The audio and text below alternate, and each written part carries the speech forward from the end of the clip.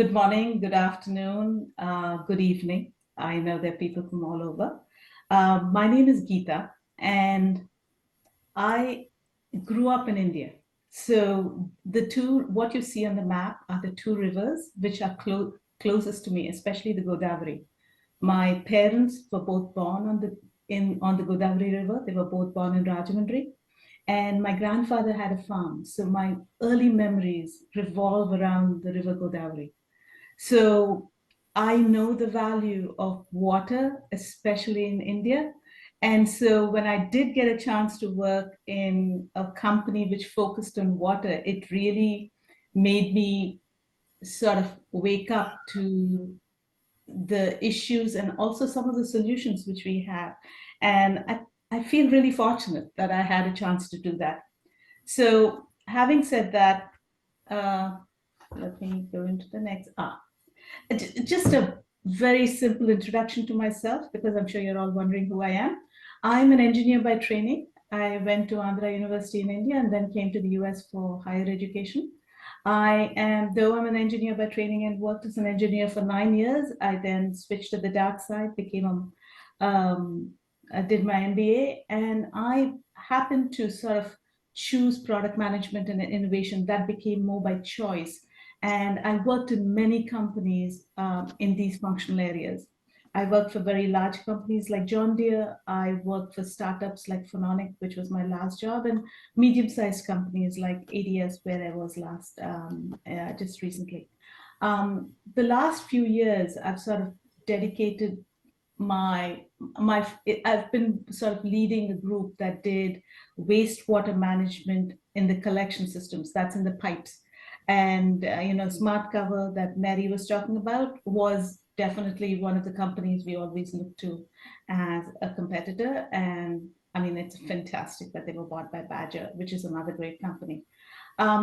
So the one thing I was telling my husband, now we are we are empty nesters. I have a lot of time and a lot of energy and passion. And I do want to continue to work in sort of driving some sustainable progress. And if it is in the water space, it'll be fantastic. One thing I did want to point out, none of this would have been possible without my family. You can see them here. And they are my rock stars and my superstars. So with that, let's move on. I'm going to be talking of subsurface tiles. Now, subsurface tiles are not new. As you see, we even have it in our backyard, and I'll show you a picture very soon. But what I'm talking about is the idea that we can actually augment it with IoT. And it's not just IoT. IoT as a technology is great, but I think what IoT brings with it are the following. First, you are able to collect data, and data is valuable. Once you have the data, you're able to visualize it. And that a picture is really worth 100 words. I mean, if I can take a camera and take a picture of an overflow, it's much better than an alarm, right? So you have data collection, you have the visualization, and what that data allows you to do is analytics, and then further go into predictive models, right? The whole thing about AI and things like that.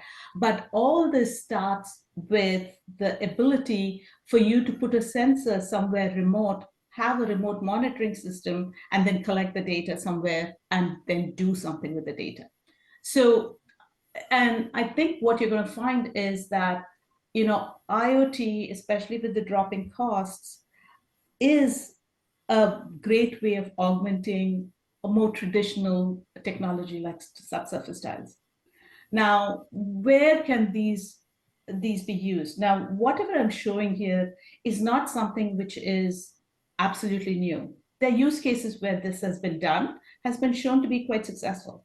What I'm trying to just bring together to this group is saying, hey, these are technologies that are available, and maybe we can look at them as a solution for an existing problem. I think one of the big issues that I've been reading a lot about, but more recently, is the soil salinity, right? It's affecting everyone. It goes right across the world. And one of the interesting things is that in the US, we are seeing, that 30% of the land that's being irrigated has seen yield reductions. And given the growth in human population and given the fact that we have less arable land, we cannot afford to grow less. So something has to be done.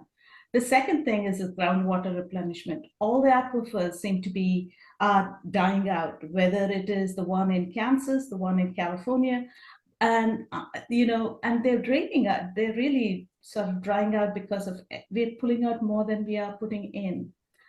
So there are lots of people trying to regenerate these aquifers, and uh, uh, they've shown that tiles are one way of preventing runoff and at least taking some of this water back and putting it in. The other third thing, which was where tiles originally started, is really in poor drainage farms. These are farms where it's a lot of clay soil. There's a sudden rain, and the farmer finds himself stuck with soggy land where he can't plant. So things are delayed. Then the actual when you delay the sowing, everything gets delayed and your yield goes down. Bayer did a study where they showed that subsurface tiles can improve yield. I said 10%, they gave me a number of actually 15 to 20%. I was like, okay, let me take at least 10% and just put it there. So they definitely have shown that subsurface tiles, and this is because what basically does is it takes away some of that water more quickly and allows the farmer to go ahead with his job or her job in keeping the timeline that they're looking for. And finally, in Ankeny, Iowa, I worked in Iowa for many years, but in Ankeny, Iowa, one of the big developments that they had, used to get flooded a lot. Now, in the US, they have a lot of basements, and basement flooding is something that happens really often. Now, the next picture you see will actually show you what they did in Ankeny, but what they basically did was around a lot of these homes, they installed these tiles, and the tiles really prevented the water from going into the basements and improving drainage there. Now, the other thing about the stormwater impacts is what Mary pointed out to, saying that prevention is far better than the cure in some ways. We might not be able to stop the storms from coming, this erratic rain and this. But what we can do is minimize the impact of that.